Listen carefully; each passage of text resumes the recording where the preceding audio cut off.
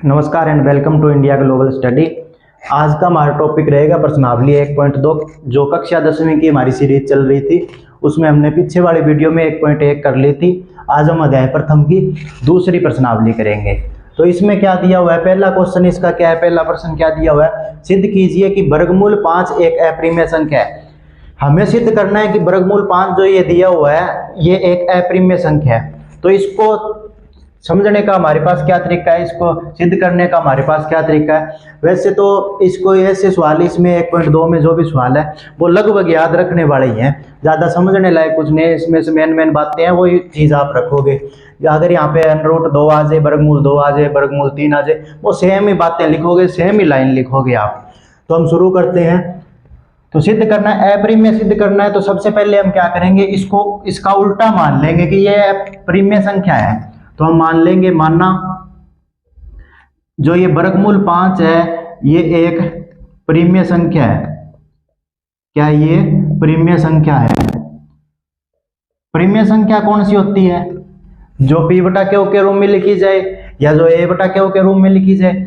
ये हमने मान लिया कि क्या है, वर्गमूल 5 एक परिमेय संख्या है। अगर ये परिमेय संख्या है तो क्या होगा, वर्गमूल 5 अगर परिमेय संख्या है तो ये किसके बराबर होगा, a बटा b के बराबर होगा। b जहाँ पे क्या, नीचे वाला जो परिमेय संख्या की प्रॉपर्टी क्या कहती है कि जो वो नीचे वाला हो, चाहे b है जो नीचे, वो जीरो नहीं होना चाहिए। नीचे वाला क्या नहीं होना चाहिए, जीरो नहीं होना चाहिए। और a और b दोनों क्या होंगे, a व b क्या होंगे, दोनों पूर्णांक व सहअभाज्य होंगे। क्या होंगे, सहअभाज्य होंगे। ए और बी दोनों क्या होंगे, सहअभाज्य होंगे। सहअभाज्य कौन सा होता है, जिन दो संख्याओं, सहअभाज्य संख्या मैंने पीछे करवा चुका हूं मैं बेसिक पार्ट में इसके, कि सहअभाज्य संख्या कौन सी होती है। सहअभाज्य फिर भी थोड़ा सा बता देता हूं, सहअभाज्य संख्या कौन सी होती है। कोई भी हमें दो नंबर दिए हों, उनमें अगर उभयनिष्ठ गुणनखंड एक आ रहा है, मतलब गुणनखंड अगर निकालें तो उनमें कॉमन नंबर एक ही आए, एक के अतिरिक्त कोई और कॉमन नंबर ना आए, वो क्या होती है, वो संख्या सहअभाज्य संख्या होती है। यहाँ पे अगर a और b दोनों सहअभाज्य नहीं है तो हम उस संख्या से भाग देकर इन दोनों को सहअभाज्य बनाएंगे। सहअभाज्य बनाने के बाद ही आगे सोल्व होगा हमारा सवाल। तो आगे क्या करना है, इनकी आर पार गुणा कर दो आप। अब इनकी आर पार गुणा करोगे तो इसके नीचे क्या है, एक, तो इसकी इससे गुणा होगी, इसकी इसके साथ गुणा होगी, तो वर्गमूल 5 b आ जाएगा। और इधर क्या होगा, एक की a के साथ गुणा होगी तो क्या आ जाएगा, a ही आ जाएगा। अब दोनों पक्षों का वर्ग कर दो आप। बस इसमें अब आप कहोगे भी ये क्यों कर रहे हो, बस ये करने के तरीके हैं, ये मेन लाइनें हैं, बस आपको ये याद रखनी है। इसमें याद करने लायक की चीजें हैं, वैसे इसमें समझने वाला इतनी बातें नहीं है, याद ही करना पड़ेगा। तो दोनों पक्षों का मैं यहाँ पे लिख देता हूं, दोनों पक्षों का वर्ग करने पर, इन दोनों पक्षों का अगर हम वर्ग करेंगे तो यहाँ पे वर्ग होगा √5 का, वर्गमूल 5 का अगर हम वर्ग करें, वर्गमूल 5 का वर्ग करें तो वर्ग क्या होता है, वर्गमूल का उल्टा होता है। तो इससे कट जाएगा, क्या आएगा, 5 आएगा।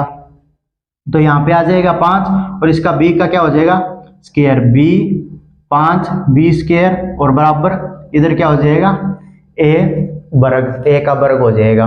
तो यहाँ पे ये आ गया। अब इसको आप समीकरण नंबर 1 डाल दो, इसको डाल दो, समीकरण नंबर 1 डाल दिया। अब यहाँ से आप क्या देख पा रहे हो, यहाँ से आप क्या देख पा रहे हो, इस 5 इधर क्या है, गुणा में है। अगर उधर लेके जाएं इस 5 को तो क्या कर रहा है, a स्क्वायर को क्या कर रहा है, भाग कर रहा है। तो यहाँ से आपको क्या दिखाई दे रहा है कि अतः a स्क्वायर 5 को भाग कर रहा है, ये आपको यहाँ पे दिखाई दे रहा है। तो ये आप लिख दो, अतः a स्क्वायर 5 से विभाजित होगा। a स्क्वायर क्या होगा, 5 से विभाजित होगा। a स्क्वायर 5 से विभाजित होगा, इसलिए a भी क्या है, अगर a स्क्वायर 5 से भाग हो रहा है तो a भी तो 5 से भाग होगा। अगर मान के चलो यहाँ पे 5 का स्क्वायर है, यहाँ पे 25 है, ये 5 से भाग हो रहा है, तो ये ऊपर अगर मैं इसका स्क्वायर कर दूं 5 का, ये 25 को क्या लिख सकते हैं, 5 का स्क्वायर 5। अगर ये 5 का स्क्वायर इससे भाग हो रहा है तो ये 5 क्या इससे भाग नहीं होगा, इस 5 को स्क्वायर को क्या लिख सकते हैं 5 गुना 5। क्या ये अकेला 5 इससे भाग नहीं होगा, होगा ना। तो ये क्या है, ए स्क्वायर अगर 5 से भाग हो रहा है तो ए भी क्या होगा 5 से भाग होगा। तो यहां पे मैं लिख देता हूं, इसलिए 5 भी क्या है ए को 5 ए को भी क्या करेगा, विभाजित करेगा। अतः अब हम क्या लिख सकते हैं, अगर a को 5 भाग कर रहा है, ए स्क्वायर को 5 से विभाजित है तो a भी क्या करेगा 5 को विभाजित करेगा। मैंने बताया 5 को a भाग कर रहा है तो उसमें कहीं ना कहीं a में कहीं ना कहीं 5 का एक गुणनखंड है, तभी a को भाग कर रहा है। तो हम क्या लिख सकते हैं, a बराबर 5, a बराबर मैंने 5 लिख दिया, एक का अंदर कहीं ना कहीं 5 एक है और उसके साथ मैंने एक c अपने पास से लगा लिया, कोई भी number A B C D, A B हम पहले ले चुके हैं तो मैंने सी ले लिया। तो यहाँ पे ये सी नंबर ले लिया मैंने कोई सी। तो कहने का मतलब ए स्क्वायर को ए को भाग कर रहा है 5, तो कहीं ना कहीं एक तो उसमें 5 है। अगर 25 को 5 भाग कर रहा है तो कहीं ना कहीं इस 25 में 5 तो है, एक बार तो कम से कम 5 है। 5 गुना 5 लिखो, 25 को कैसे लिख सकते हो, तो कम से कम एक बार तो 5 है, ज्यादा बार भी हो सकता है, भाग करेगा तो कम से कम एक बार उसमें 5 होगा। तो इसलिए ये मैं सी लिख सकता हूँ, ए बराबर 5 सी लिख सकता हूँ। सी क्या है, एक पूर्णांक है। यहाँ पे मैं लिख देता हूँ सी क्या होगा, सी एक पूर्णांक है, सी एक पूर्णांक है। ये मैंने यहाँ पे लिख दिया। सारी बातें जो जो बातें हैं वो आप लिखते जाओगे, बस इसमें ये करना है, सी एक पूर्णांक है। अब जो ये मान ए का ये जो मान है उसको हम समीकरण नंबर 1 जो माननी थी उसमें रख देंगे। 1 के इस मान को समीकरण नंबर 1 ये वाली 1 में रखने पर ए का जो ये मान है ये वाला, इसको हम समीकरण नंबर 1 में रख देंगे। तो समीकरण नंबर 1 क्या है हमारे पास, 5b का वर्ग और बराबर में a का वर्ग। a की जगह पे हमें क्या रखना है 5c, a की वैल्यू क्या रखनी है 5c। तो a की जगह पे 5c रख दिया मैंने और उसका वर्ग, क्योंकि यहाँ पे क्या था वर्ग था। तो 5c का वर्ग हो जाएगा, 5c का वर्ग कितना आ जाएगा 5 5 25 और c का वर्ग। तो यहाँ पे क्या आ जाएगा, ये 5 उधर जाके क्या हो जाएगा भाग, तो 5 भाग करेगा 20 स्क्वायर, इधर 20 स्क्वायर रह जाएगा। 25 को 5 भाग करेगा क्या आएगा 5 और c स्क्वायर पड़ा है। तो 20 स्क्वायर b के वर्ग के बराबर क्या आ गया 5c का वर्ग आ गया। तो ये हमारे पास यहाँ पे अब निकल के आ गया। अब हम 20 स्क्वायर बराबर 5c आ गया। अब इसका अर्थ क्या है, अब इसका अर्थ आप क्या समझ पा रहे हो कि 20 स्क्वायर से क्या है ये 5 भाग हो रहा है, इस 5 को इधर गुणा में है इधर लेके आए तो भाग में आएगा। तो 20 स्क्वायर ये क्या है किससे हो रहा है 5 से भाग हो रहा है। तो इसका अर्थ क्या है,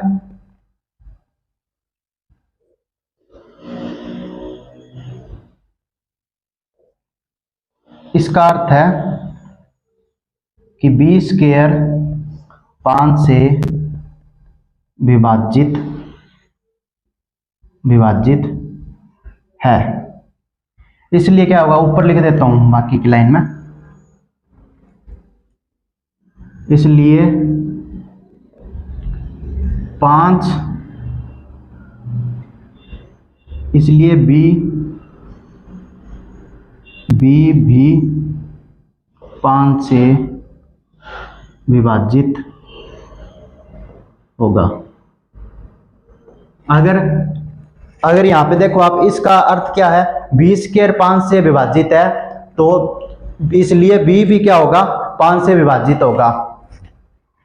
तो यहाँ पे अगर पहले वाली वही बात आ गई, अगर 20 स्क्वायर 5 से भाग हो रहा है तो वही बात है b भी क्या होगा 5 से भाग होगा। अब आगे अगर a भी क्या हो रहा है, यहाँ पे हमने क्या देखा a भी 5 को भाग कर रहा है और b भी हमने यहाँ पे देख लिया b भी 5 को भाग कर रहा है। तो हमें यहाँ से निष्कर्ष क्या निकलता है, इसका निष्कर्ष क्या निकलता है कि कम से कम ए और बी दोनों में एक उभयनिष्ठ गुणनखंड 5 है, तभी तो बी को भी भाग कर रहा है 5 और ए को भी भाग कर रहा है। तो इसमें क्या है, कम से कम एक उभयनिष्ठ गुणनखंड, मैंने बताया था कैसे, उभयनिष्ठ गुणनखंड कम से कम एक कॉमन नंबर, सीधी भाषा में बात करें तो एक कॉमन नंबर हमारा क्या है, 5 है दोनों में। तो हम क्या लिखेंगे, अतः ए और बी में कम से कम एक उभयनिष्ठ गुणनखंड 5 है। तो यहां से क्या निष्कर्ष निकलता है कि ए और बी में कम से कम एक उभयनिष्ठ गुणनखंड 5 है। तो अगर उभयनिष्ठ गुणनखंड ए और बी में हमने देख लिया, मैंने बता दिया कैसे है। तो ए और बी में अगर उभयनिष्ठ गुणनखंड क्या है, 5 है, तो वो तो परिमेय संख्या नहीं हो सकती। हमने यहाँ पे क्या मानना था कि √5 एक परिमेय संख्या है। परिमेय संख्या होती तो वो सहभाज्य होने चाहिए थी, ए और बी क्या होने चाहिए थे, सहभाज्य होने चाहिए थे। पर यहाँ पे जो हमें लास्ट में आके क्या निकल के आ गया कि उन दोनों में एक गुणनखंड 5 निकल के आ गया कॉमन। एक के अतिरिक्त हमने कहा था, एक के अतिरिक्त कोई उभयनिष्ठ गुणनखंड नहीं होना चाहिए, पर इसमें निकल के आ गया। इसलिए ये क्या है, ये अपरिमेय संख्या है। ये हमें किससे पता चला, ये हमें हमारा भी क्या आ गया, हमारे पास इसका विरोधाभास आ गया, विरोध प्रकट हो गया कि √5 एक क्या है, परिमेय संख्या है। हमने माना था √5 एक परिमेय संख्या है, तो इसका विरोध प्रकट होता है। और हमें ये विरोध कहां से प्राप्त हुआ, ये विरोधाभास हमें कहां से प्राप्त हुआ कि हमने जो ये परिमेय संख्या मान ली, यहां से इसका विरोधाभास प्राप्त हुआ। तो हम लिखेंगे हमें यह विरोधाभास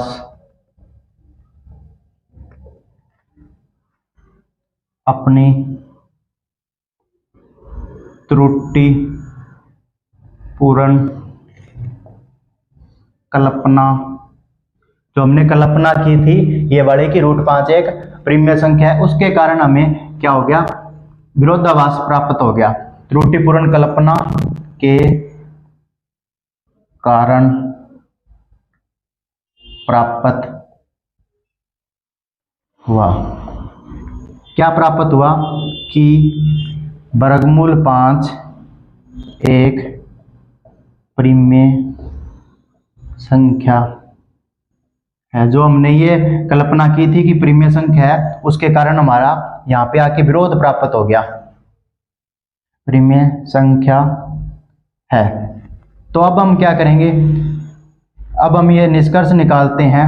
अब हम निष्कर्ष निकाल देंगे, यहाँ पे एक लाइन लास्ट में लिख देंगे, अतः हम निष्कर्ष निकालते हैं कि √5 एक अपरिमेय संख्या है। ये करना है सवाल हमने, बस इसमें याद रखने वाली बातें हैं, बस ये 2-4 लाइनें बस याद रखनी है और ये लिखना है। अगर यहाँ पे √2 आ जाए, √3 आ जाए, √5 आ जाए, कुछ भी आ जाए, वर्गमूल के अंदर अभाज्य संख्या कोई सी भी आ जाए, तो आप यही इसी तरीके से करोगे कि इसका आप वर्गमूल ऐसे ही सिद्ध करोगे, अगर सिद्ध करना आ जाए तो हम दोबारा एक बार फिर से फास्टली थोड़ा बता देता हूं। तो क्या हमने सिद्ध करना है कि √5 एक अपरिमेय संख्या है, अपरिमेय संख्या सिद्ध करना है, तो क्या करेंगे, मानना √5 एक परिमेय संख्या है, हम परिमेय संख्या मान लेंगे √5 को।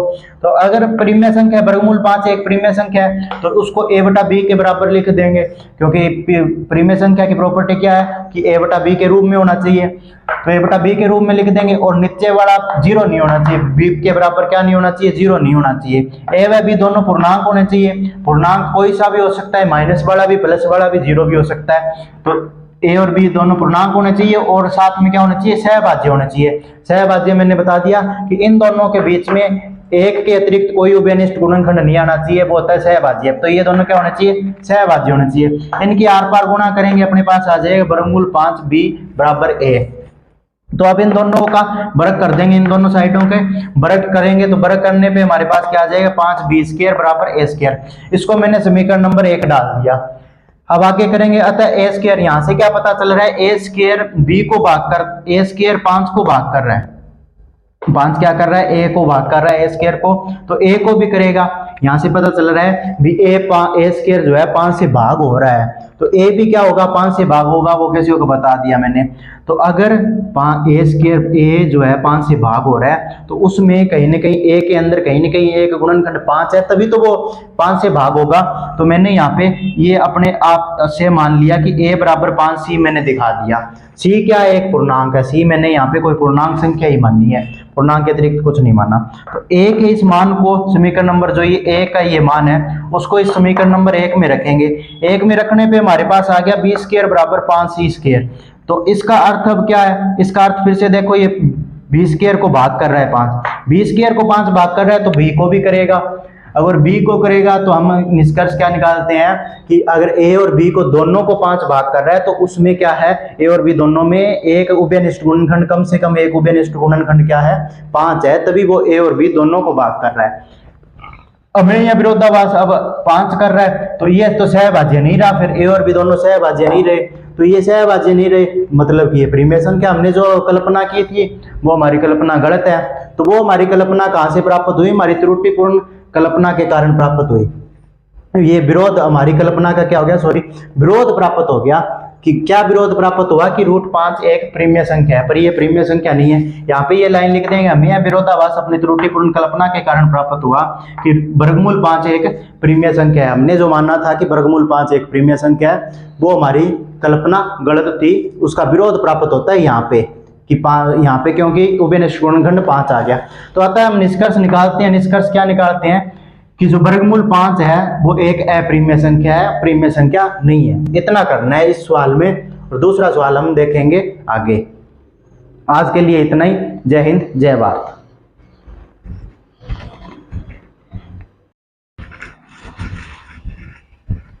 नमस्कार and welcome to India global study.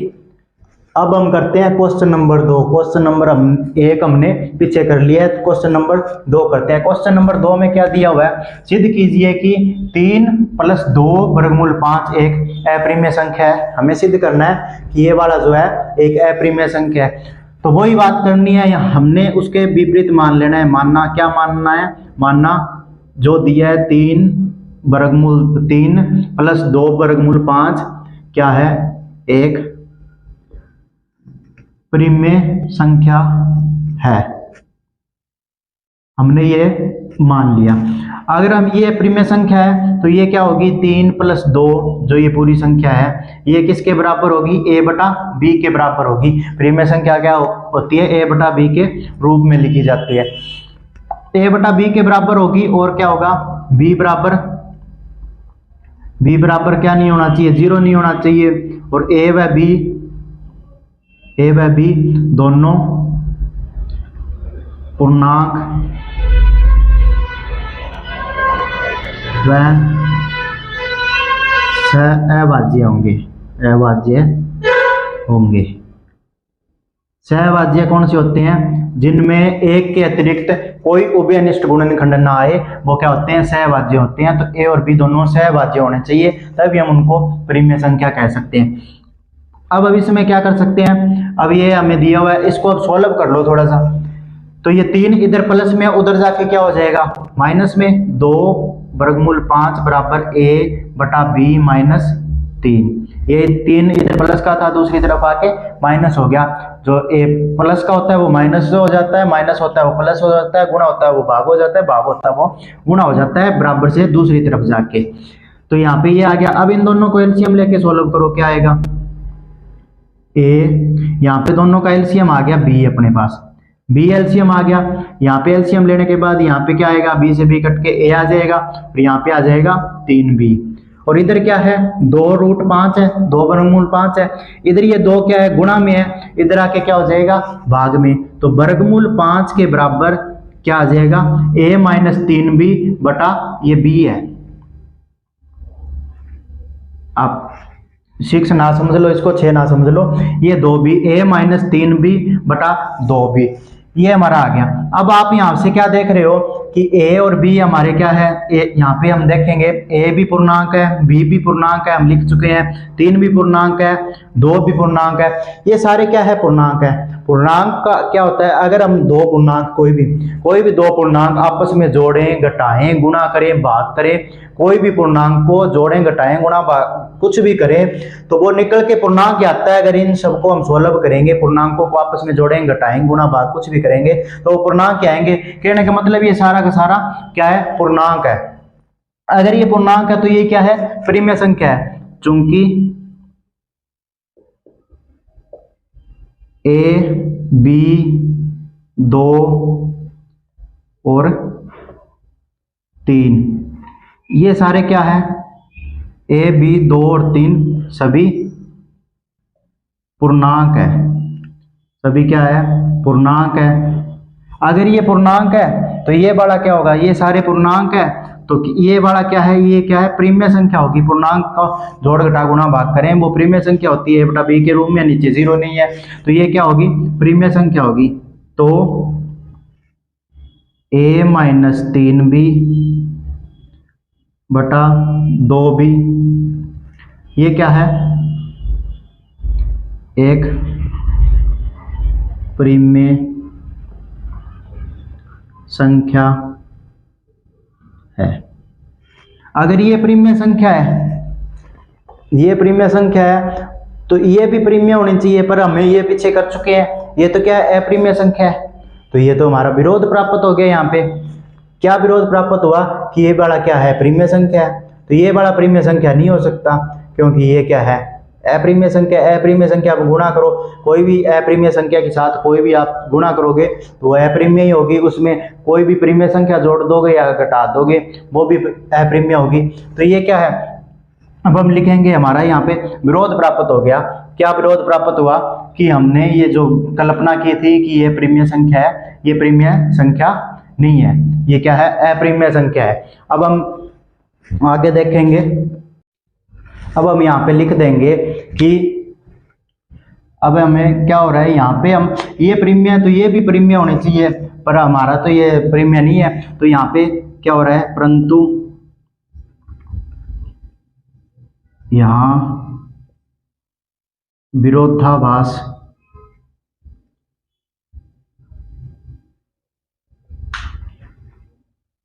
प्राप्त हो रहा है कि जो √5 है, √5 एक अपरिमेय संख्या है,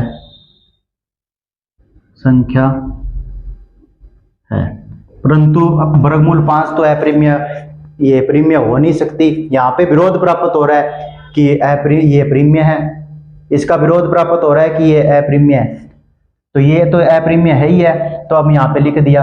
तो ये हमें विरोधाभास, ये विरोधाभास हमें कैसे प्राप्त हुआ, जो हमने ये कल्पना की थी इसके कारण प्राप्त हुआ। हमें यह विरोधाभास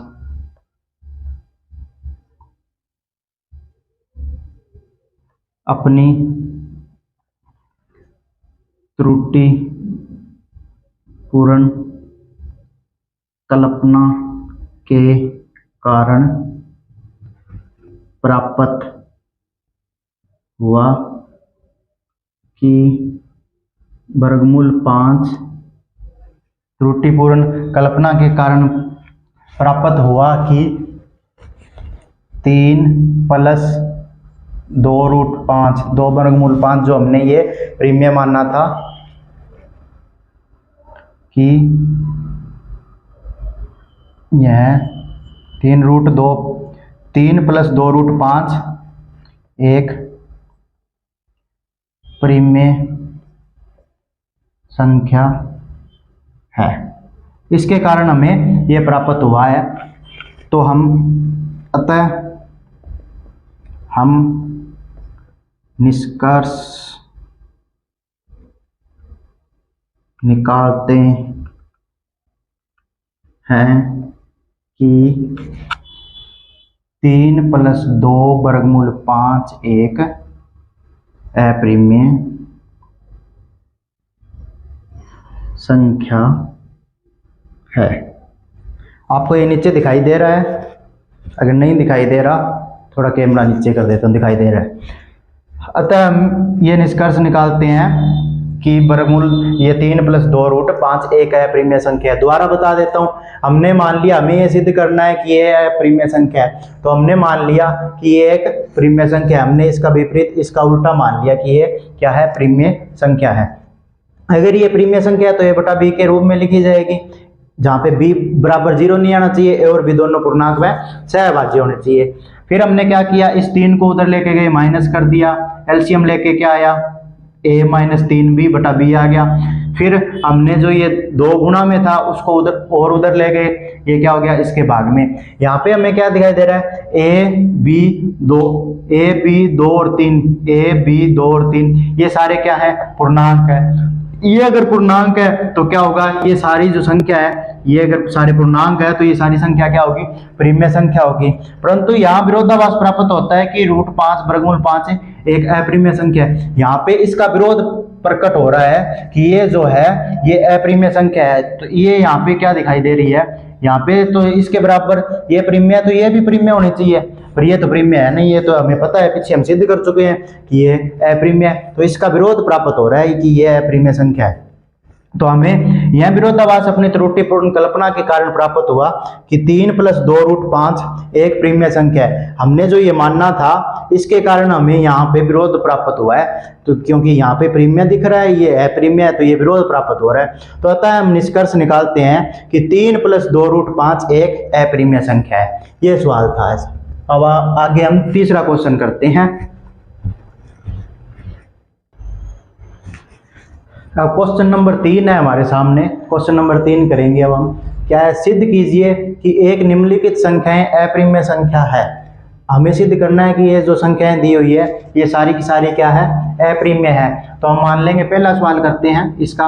पहले हम क्या दिया हुआ है, 1/√2 दिया हुआ है, तो हम इसको मान लेंगे, इसके विपरीत मान लेंगे। अपरिमेय सिद्ध करना है तो परिमेय मान लेंगे। मानना 1/√2 एक परिमेय संख्या है, परिमेय संख्या है, ये हमने मान लिया।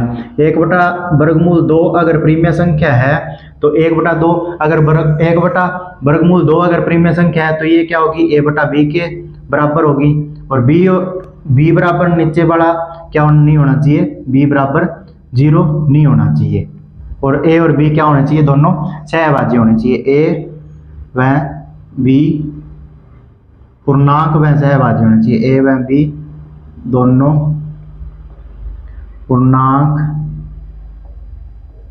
व सहभाज्य होंगे। क्या होंगे, a और b दोनों क्या होंगे, सहभाज्य होंगे। अब हम क्या करेंगे, इसको दोनों इस समीकरण, इसको समीकरण नाम दे दो, चाहे कुछ भी नाम दे दो। दोनों पक्षों को या यहाँ पे लिख दो समीकरण, इस समीकरण को पलटने पर, इस समीकरण को पलट दो। आप पलटोगे तो क्या आएगा, वर्गमूल 2 ऊपर चला जाएगा और नीचे 1 आ जाएगा। 1 चाहे लिखो चाहे ना लिखो। और इधर वाली साइड आप पलटोगे तो b बटा a आ जाएगा। तो यहाँ पे अब a बराबर 0 नहीं होना चाहिए, यहाँ पे क्या नहीं होना चाहिए, a बराबर 0 नहीं होना चाहिए। अब आपने पलट दिया। अब आपको यहाँ पे क्या दिखाई दे रहा है कि b और a क्या है, पूर्णांक है। b और a पूर्णांक है तो ये क्या होंगे, परिमेय संख्या होगी। चूंकि a व b दोनों पूर्णांक है, इसलिए b बटा a एक परिमेय संख्या है। अगर a और b दोनों पूर्णांक है तो वो क्या है, एक परिमेय संख्या है। अगर ये परिमेय संख्या है तो ये भी क्या होगी, वर्गमूल जो 2 दिया हुआ है ये भी क्या होगा, परिमेय, ये भी क्या हो गया, परिमेय होगा। परंतु इससे इस तथ्य का विरोधाभास प्राप्त हो गया हमें कि क्या है, √2 एक अपरिमेय संख्या है। परंतु क्या हो गया,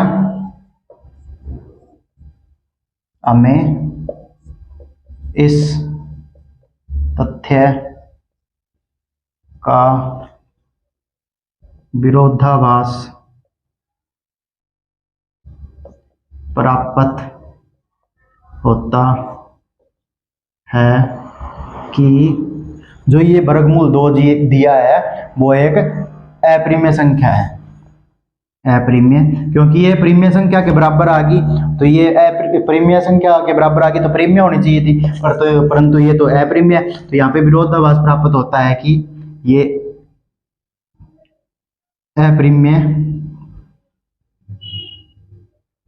संख्या है। तो हम निष्कर्ष निकालते हैं कि वर्गमूल 2 जो, अतः हम निष्कर्ष निकालते हैं कि 1/√2 क्या है, अपरिमेय संख्या है। लिख देंगे यहाँ पे, अतः हम निष्कर्ष निकालते हैं कि, सेम लाइनें लिखनी है सभी सवालों में, निकालते हैं कि 1/√2 एक अपरिमेय संख्या है। ये हमने निष्कर्ष निकाल दिया। क्या किया हमने, मानना 1/√2 एक परिमेय संख्या, ये हमने मान लिया, इसके विपरीत मान लिया। तो इसके विपरीत मानने पे ये अगर परिमेय है तो 1/a/b के रूप में लिखी जाएगी। b बराबर 0 नहीं होना चाहिए, b दोनों क्या होने चाहिए, पूर्णांक व सहभाज्य होने चाहिए। इस समीकरण को पलटने पर, अब इसको हमने पलट दिया तो वर्गमूल 2 ऊपर चला गया, b ऊपर चला गया, a नीचे आ गया। a अब क्या नहीं होना चाहिए, 0 के बराबर नहीं होना चाहिए, क्योंकि a और b दोनों क्या है, पूर्णांक है। a और b दोनों पूर्णांक है और सहभाज्य है, तो क्या होंगे, दोनों एक परिमेय संख्या है। तो ये क्या है, b बटा a, ये वाली क्या है, परिमेय संख्या है, ये वाली परिमेय संख्या है, तो ये भी परिमेय होनी चाहिए क्योंकि इसके बराबर पड़ी है। तो ये परिमेय, ये तो परिमेय है नहीं, तो यहाँ पे इसका विरोध प्राप्त होता है, इस तथ्य का विरोध प्राप्त होता है कि ये वाली अपरिमेय संख्या है। अपरिमेय संख्या को हम अपरिमेय संख्या का विरोध कर रहे हैं यहाँ पे कि ये परिमेय है, पर ये अपरिमेय है, हम यहाँ पे विरोध नहीं कर सकते, हमने लिख दिया यहाँ पे विरोध प्राप्त हो रहा है। अतः हम निष्कर्ष निकालते हैं कि 1/√2 एक अपरिमेय संख्या है। आगे इसका दूसरा पार्ट देखते हैं। हमें क्या दिया हुआ है, 7/5 दिया हुआ है। अब यहाँ पे इतना साफ कर देता हूँ, बाकी लाइनें सेम ही लिखनी है। तो हम क्या करेंगे, हम मान लेंगे यहाँ पे 7/5 एक परिमेय संख्या है। सेम चीज माननी है, सेम ही बातें लिखनी है सभी में। अगर ये परिमेय संख्या है तो ये क्या आएगी, 7/5 बराबर किसके आएगा, a/b के। b 0 नहीं होना चाहिए, a b दोनों पूर्णांक व सहभाज्य होना चाहिए, सेम लाइन है। अब इसमें क्या करेंगे, इसमें थोड़ा सा अलग करेंगे। ये 7 इधर गुणा में, इधर आके क्या होगा, भाग में। तो √5 बराबर a/7b, a/7b। तो ये क्या है, a b और 7 दोनों सारे क्या है, तीनों के तीनों ये पूर्ण संख्या है। ये अगर पूर्ण संख्या है तो ये पूर्णांक संख्या a b और 7 ये तीनों क्या है, पूर्णांक संख्या है। पूर्णांक संख्या है तो ये क्या होगी, परिमेय संख्या होगी। तो यहाँ पे लिख देते हैं a b व 7 पूर्णांक है, a b व 7 तीनों क्या है, पूर्णांक है, इसलिए a/7b एक परिमेय संख्या है। तो ये तीनों अगर पूर्णांक है तो ये क्या है, परिमेय संख्या। ये परिमेय संख्या है तो ये भी क्या होनी चाहिए, परिमेय होनी चाहिए, पर ये तो परिमेय नहीं है। परंतु हमें इस तथ्य का विरोधाभास प्राप्त होता है कि, यहाँ पे पीछे वाले में शायद मैंने नहीं लिखा, यहाँ पे लिखना था पीछे वाले सवाल में, हमें इस तथ्य का विरोधाभास प्राप्त होता है कि वर्गमूल 2 था पीछे वाले में, इसमें है आप समझ ही गए होंगे, इसमें है वर्गमूल 5। तो यहाँ पे परंतु हमें इस तथ्य का विरोधाभास प्राप्त होता है कि वर्गमूल 5 अप्रिमेय संख्या है, तो हमें विरोध प्राप्त हो रहा है यहाँ पे। अतः हम निष्कर्ष निकालते हैं कि क्या निकालते हैं कि ये वाला 7 वर्गमूल 5 एक अप्रिमेय संख्या, ये निष्कर्ष निकाल दिया। ऐसे ही इसमें तीसरे पार्ट में करना है, तीसरा पार्ट भी देख लो साथ के साथ। तीसरे पार्ट में क्या करना है, सेम चीजें करनी है। यहाँ पे हम मान लेंगे 6 प्लस वर्गमूल 2, 6 प्लस वर्गमूल 2 क्या है, प्रिमेय संख्या है। ये अगर प्रिमेय संख्या है तो a बटा b के बराबर लिखी जाएगी, और b बराबर 0 नहीं होगा, a b दोनों क्या होंगे, पूर्णांक व सहभाज्य होंगे। अब ये 6 इधर प्लस का है, उधर जाके क्या हो जाएगा, माइनस का a बटा b माइनस 6। एलसीएम लेंगे, यहाँ पे क्या आ जाएगा, a माइनस 6b बटा b किसके बराबर आ गया, वर्गमूल 2 के बराबर आ गया। a b और 6, a b व 6 तीनों क्या है, पूर्णांक है, इसलिए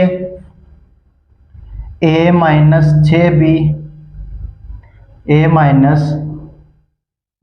6b क्या है, एक प्रिमेय संख्या। ये प्रिमेय संख्या है तो ये भी प्रिमेय होनी चाहिए, पर यहाँ पे तो इसका विरोध प्राप्त हो रहा है, तो यहाँ पे हम लिख देंगे √2। परंतु हमें इस तथ्य का विरोधाभास प्राप्त होता है कि वर्गमूल 2 एक अप्रिमेय संख्या है, पर अप्रिमेय संख्या हम ये विरोध कर नहीं सकते कि ये अप्रिमेय नहीं है, तो ये तो अप्रिमेय है ही। तो यहाँ पे हम निष्कर्ष निकालते हैं कि 6 प्लस वर्गमूल 2 एक अप्रिमेय संख्या है। बस ये सारे सवालों में, तीनों में, सभी में बस ये 2-4 लाइनें हैं जो याद रखनी है आपको। बाकी समझने लायक थोड़े बहुत ये कैलकुलेशन है, बाकी और इसमें कुछ समझने वाला नहीं है, याद रखने वाला है। तो इसमें क्या किया था, अप्रिमेय मान लेंगे, फिर a बटा b के रूप में कैलकुलेशन कर देंगे। सारे पूर्णांक दिख रहे हैं इधर, पूर्णांक है तो अप्रिमेय होंगे। पूर्णांक में दो पूर्णांकों को जोड़ो, घटाओ, गुणा करो, भाग करो, वो क्या है, पूर्णांक ही रहेंगे। पूर्णांक रहेंगे तो वो प्रिमेय संख्या रहेंगे। परंतु हमें इस तथ्य का विरोधाभास, यहाँ पे विरोध प्राप्त हो जाता है। हमें आके हम सिद्ध कर चुके हैं पीछे, √5, √2, √3 सेम तरीके से सिद्ध होगा। तो अतः हम निष्कर्ष निकाल देते हैं कि यह एक अप्रिमेय संख्या है। ये 5-7 लाइनें आपको लिखनी होती है। आज के लिए बस इतना ही। इसमें हमारी 1.3, 1.2 एक्सरसाइज जो प्रश्नावली थी 10वें की हमने कंप्लीट कर चुके हैं। आगे हम नेक्स्ट वीडियो में मिलेंगे। आज के लिए इतना ही। जय हिंद, जय भारत। अगर वीडियो अच्छी लगी हो तो चैनल को लाइक, शेयर और सब्सक्राइब कर दीजिएगा। जय हिंद, जय भारत।